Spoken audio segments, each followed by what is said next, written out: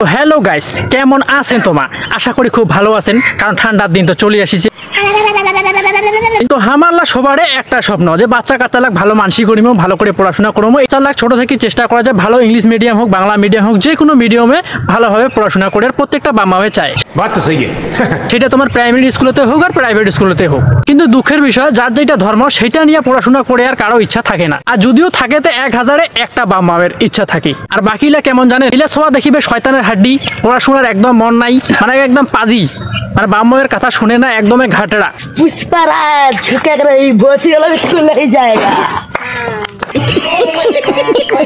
কবে দাঁড়াইস তো মাদ্রাসা নাকি থুমো, মাদ্রাসাত পাবো তালটা তুই। সকালে উঠি বই পড়া আর ওস্তাদের হাতে মায়ের। মানে এই ধরনের গার্জিয়ানরা মনে হয় কি জানেন, যে মাদ্রাসাটা মনে হয় বাচ্চাদের জন্য জেলখানা। ওই জন্য শাস্তি পাবার তানে পড়ে জেলা বাংলা পড়াশোনা ইংরাজি পড়াশোনা কিছুলে মাথার না ঢুকে, মানে শয়তানের হাড্ডি হয়ে যায় সাওয়া ছোটলা, সেটা আমাকে নিয়ে থিয়ে দিবে মাদ্রাসা শাস্তি পাবার তানে।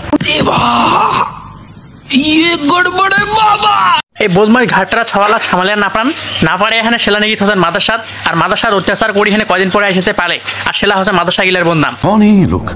कहाँ से आते हैं?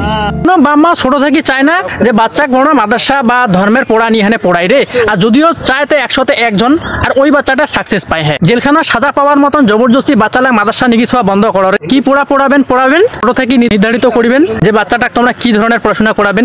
জোর জবরদস্তি পড়ায় হিলা সাকসেস হবার নয়, হিলা পারিয়া নয়, সেলা নাকি তোমরা মাদ্রাসা থুবেন। হ্যাঁ, শাস্তি পাওয়ার তেনে মাদ্রাসা নাকি তুমি সেলা বুঝিব উঠে। হ্যাঁ, এইলা ধারণা পাল্টাও। ঠিক আছে, ভালো থাকো, সুস্থ থাকো। ভিডিওখন ভালো লাগলে মারি দাও শেয়ার। ভিডিওখনত কোনো ভুল টুল করা থাকলে মাফ করে দেন আল্লাহর ওয়াস্তে। ঠিক আছে, টাটা, বাই বাই।